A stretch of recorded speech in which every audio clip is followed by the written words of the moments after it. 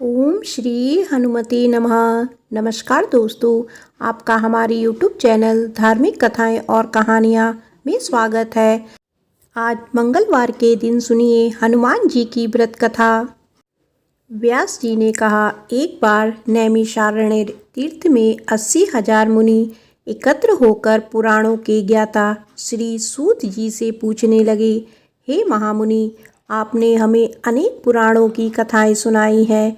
अब आप कृपया करके हमें ऐसा व्रत और कथा बताइए जिसके करने से संतान की प्राप्ति हो तथा मनुष्यों को रोग शोक अग्नि सर्व दुख आदि का भय दूर हो, क्योंकि कलयुग में सभी जीवों की आयु बहुत कम है। फिर इस पर उन्हें रोग चिंता के कष्ट लगे रहेंगे, तो फिर वह श्री हरि के चरणों में अपना ध्यान कैसे लगा सकेंगे। श्री सूत जी बोले, हे मुनियों, आपने लोक कल्याण के लिए बहुत ही अच्छा प्रश्न पूछा है। एक बार युधिष्ठिर ने भगवान श्री कृष्ण से लोक कल्याण के लिए यही प्रश्न किया था। भगवान श्री कृष्ण और युधिष्ठिर का संवाद तुम्हारे सामने कहता हूँ, ध्यान देकर सुनो। एक समय पांडवों की सभा में श्री कृष्ण जी बैठे हुए थे। तब युधिष्ठिर ने भगवान श्री कृष्ण से प्रश्न किया, हे प्रभु नंदनंदन गोविंद, आपने मेरे लिए अनेकों कथाएं सुनाई है। आज आप कृपया करके ऐसा व्रत या कथा सुनाइए जिसके करने से मनुष्यों को रोग चिंता का भय समाप्त हो और उसको पुत्र की प्राप्ति हो। हे प्रभु, बिना पुत्र के जीवन व्यर्थ है। पुत्र के बिना मनुष्य नरकगामी होता है। पुत्र के बिना मनुष्य पितृ ऋण से छुटकारा नहीं पा सकता और ना ही उसका पुत्रगृह नामक नरक से उद्धार हो सकता है। अतः पुत्रदायक व्रत बतलाइए। श्री कृष्ण भगवान से बोले, हे राजन, मैं एक प्राचीन इतिहास सुनाता हूँ, आप उसे ध्यानपूर्वक सुनो। कुंडलपुर नामक एक नगर था। उसमें नंदा नामक एक ब्राह्मण रहता था। भगवान की कृपा से उसके पास सब कुछ था, फिर भी वह दुखी था। इसका कारण यह था कि ब्राह्मण की स्त्री सुनंदा के कोई संतान नहीं थी। सुनंदा पतिव्रता थी, भक्ति पूर्वक श्री हनुमान जी की आराधना करती थी। मंगलवार के दिन व्रत करके अंत में भोजन बनाकर हनुमान जी को भोग लगाने के बाद स्वयं भोजन करती थी। एक बार मंगलवार के दिन ब्राह्मणी गृह कार्य की अधिकता के कारण हनुमान जी को भोग ना लगा सकी, तो इस पर उसे बहुत दुख हुआ। उसने कुछ भी नहीं खाया और अपने मन में प्रण किया कि अब तो अगले मंगलवार को ही हनुमान जी को भोग लगाकर अन्न जल ग्रहण करूंगी। ब्राह्मणी सुनंदा प्रतिदिन भोजन बनाती, श्रद्धा पूर्वक पति को खिलाती, परंतु स्वयं भोजन नहीं करती और मन ही मन श्री हनुमान जी की आराधना करती रहती। इसी प्रकार 6 दिन गुजर गए और ब्राह्मणी सुनंदा अपने निश्चय के अनुसार भूखी प्यासी निराहार रही। अगले मंगलवार को ब्राह्मणी सुनंदा प्रातःकाल ही बेहोश होकर गिर पड़ी। ब्राह्मणी सुनंदा की इस असीम भक्ति के प्रभाव से श्री हनुमान जी बहुत प्रसन्न हुए और प्रकट होकर बोले, सुनंदा, मैं तेरी भक्ति से बहुत प्रसन्न हूँ, तो उठ और वर मांग। सुनंदा अपने आराध्य देव श्री हनुमान जी को देखकर आनंद की अधिकता से विह्वल हो श्री हनुमान जी के चरणों में गिरकर बोली, हे प्रभु, मेरी कोई संतान नहीं है, कृपया करके मुझे संतान प्राप्ति का आशीर्वाद दे, आपकी अति कृपा होगी। श्री महावीर जी बोले, तेरी इच्छा पूर्ण होगी, तेरी एक कन्या पैदा होगी, उसके अष्टांग प्रतिदिन सोना दिया करेंगे। इस प्रकार कहकर श्री महावीर जी अंतर्ध्यान हो गए। ब्राह्मणी सुनंदा बहुत हर्षित हुई और सभी समाचार अपने पति से कहा। ब्राह्मण देव कन्या का वरदान सुनकर कुछ दुखी हुए, परंतु सोना मिलने की बात सुनी तो बहुत प्रसन्न हुए। विचार किया कि ऐसी कन्या के साथ मेरी निर्धनता भी समाप्त हो जाएगी।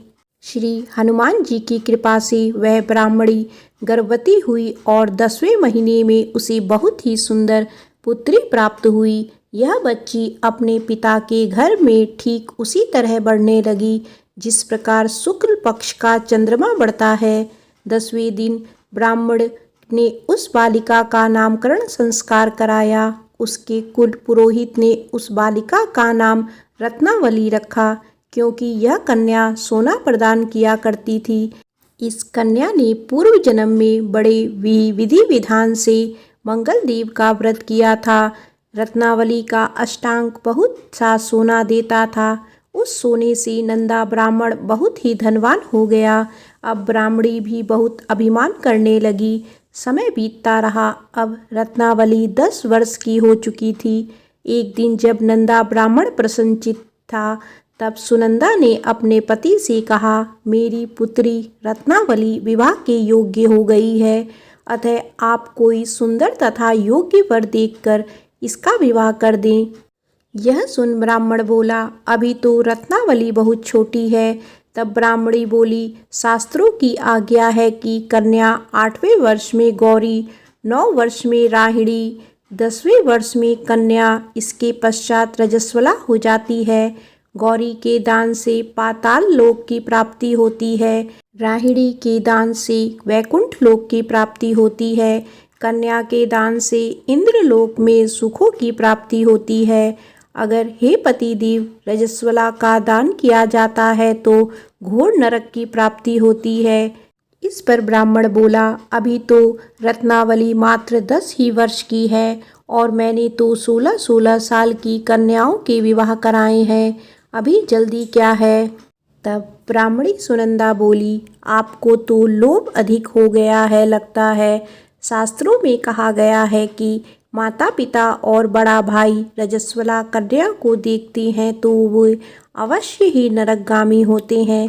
तब ब्राह्मण बोला, अच्छी बात है, कल मैं स्वयं ही योग्य वर की तलाश में अपना दूत भेजूंगा। दूसरे दिन ब्राह्मण ने अपने दूत को बुलाया और आज्ञा दी कि जैसी सुंदर मेरी कन्या है वैसा ही सुंदर वर उसके लिए तलाश करो। दूत अपने स्वामी की आज्ञा पाकर निकल पड़ा। पंपई नगर में उसने एक सुंदर लड़के को देखा। यह बालक एक ब्राह्मण परिवार का बहुत गुणवान पुत्र था। इसका नाम सोमेश्वर था। दूत ने इस सुंदर व गुणवान ब्राह्मण पुत्र के बारे में अपने स्वामी को पूर्ण विवरण दिया। ब्राह्मण नंदा को भी सोमेश्वर अच्छा लगा और फिर शुभ मुहूर्त में विधि पूर्वक कन्यादान करके ब्राह्मण ब्राह्मणी संतुष्ट हुए। परंतु ब्राह्मण के मन में तो लोभ समाया हुआ था। उसने कन्यादान तो कर दिया था, पर वह बहुत खिन्न भी था। उसने विचार किया कि रत्नावली तो अब चली जाएगी और मुझे इससे जो सोना मिलता था वह अब नहीं मिलेगा। मेरे पास जो धन था कुछ तो इसके विवाह में खर्च हो गया और शेष बच गया है, वह भी कुछ दिनों पश्चात समाप्त हो जाएगा। मैंने तो इसका विवाह करके बहुत बड़ी भूल कर दी है। अब कोई ऐसा उपाय हो कि रत्नावली मेरे घर में ही बनी रहे, अपने ससुराल ना जाए। लोभ रूपी राक्षस ब्राह्मण के मस्तिष्क पर छाया जा रहा था। रात भर अपनी शैया पर बेचैनी से करवटें बदलते बदलते उसने एक बहुत ही क्रूर निर्णय लिया। उसने विचार किया कि जब रत्नावली को लेकर उसका पति सोमेश्वर अपने घर के लिए जाएगा तो वह मार्ग में छिपकर सोमेश्वर का वध कर देगा और अपनी लड़की को अपने घर ले आएगा, जिससे नियमित रूप से उसे सोना भी मिलता रहेगा और समाज का कोई मनुष्य उसे दोष भी नहीं देगा। प्रातः काल हुआ तो नंदा और सुनंदा ने अपनी जमाई तथा लड़की को बहुत सा धन देकर विदा किया। सोमेश्वर अपनी पत्नी रत्नावली को लेकर ससुराल से अपने घर की तरफ चल दिया। ब्राह्मण नंदा महालोभ के वशीभूत हो अपनी मति खो चुका था। पाप पुण्य को उसे विचार ना रहा था।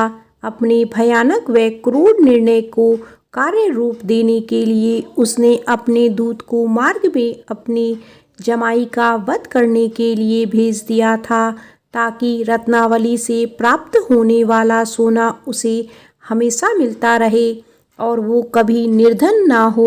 ब्राह्मण के दूत ने अपने स्वामी की आज्ञा का पालन करते हुए उसके जमाई सोमेश्वर का मार्ग में ही वध कर दिया। समाचार प्राप्त कर ब्राह्मण नंदा मार्ग में पहुंचा और रुदन करती अपनी पुत्री रत्नावली से बोला, हे पुत्री, मार्ग में लुटेरों ने तेरे पति का वध कर दिया है। भगवान की इच्छा के आगे किसी का कोई वश नहीं चलता। अब तू घर चल, वहां पर ही रहकर शेष जीवन व्यतीत करना। जो भाग्य में लिखा है वही होगा। अपने पति की अकाल मृत्यु से रत्नावली बहुत दुखी हुई।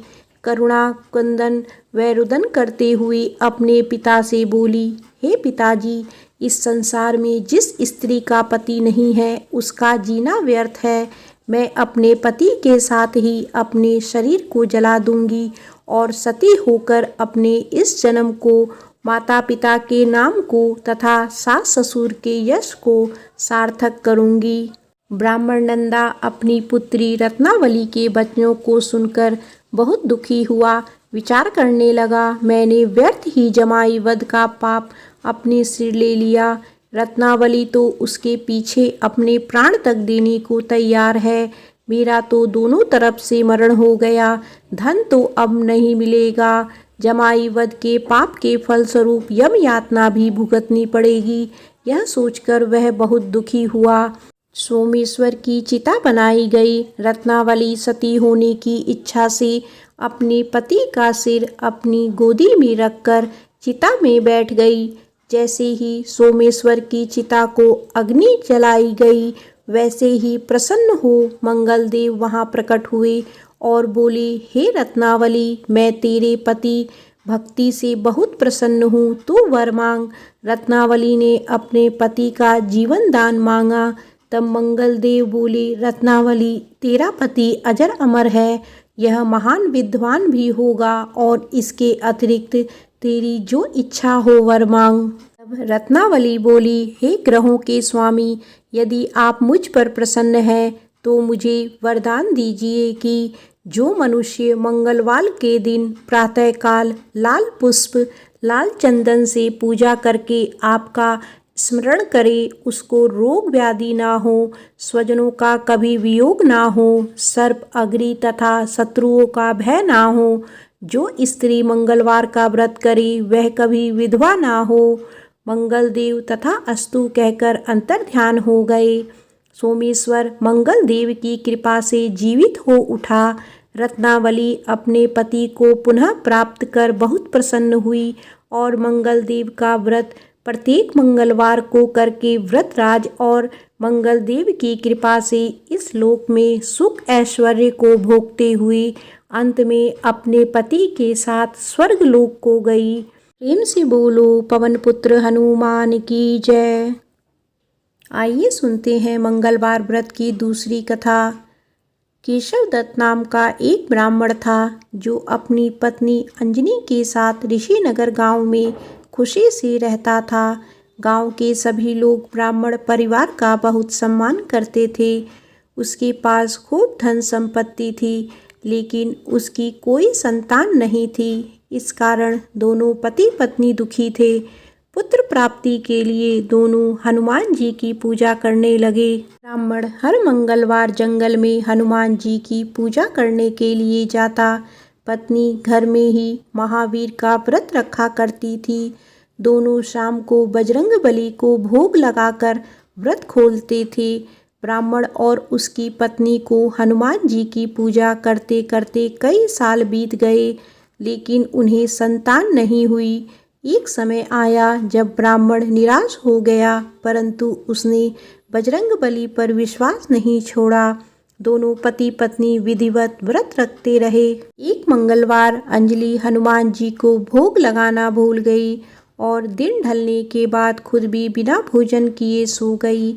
उस दिन ब्राह्मण की पत्नी ने प्रण लिया कि वो अब अगले मंगलवार को भोग लगाने के बाद ही अन्न का दाना खाएगी। बिना कुछ खाए पिए किसी तरह से 6 दिन निकल गए।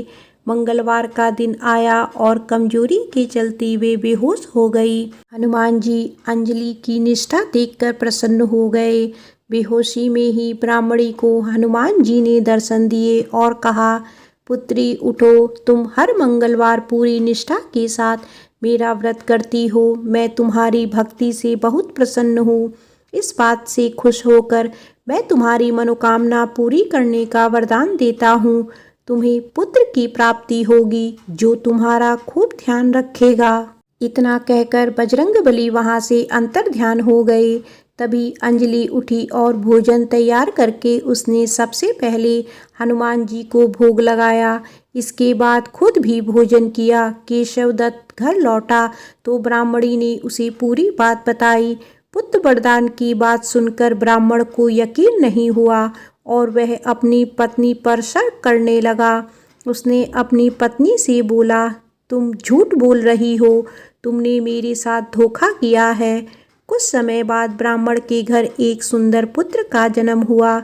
दोनों ने उसका नाम हनुमान जी के नाम पर मंगल प्रसाद रखा। ब्राह्मण को हमेशा यही लगता था कि उसकी पत्नी उसे झूठी कहानी सुनाई है और उसके साथ छल किया है। यह सोचकर वह बच्चे को मारने की साजिश करने लगा।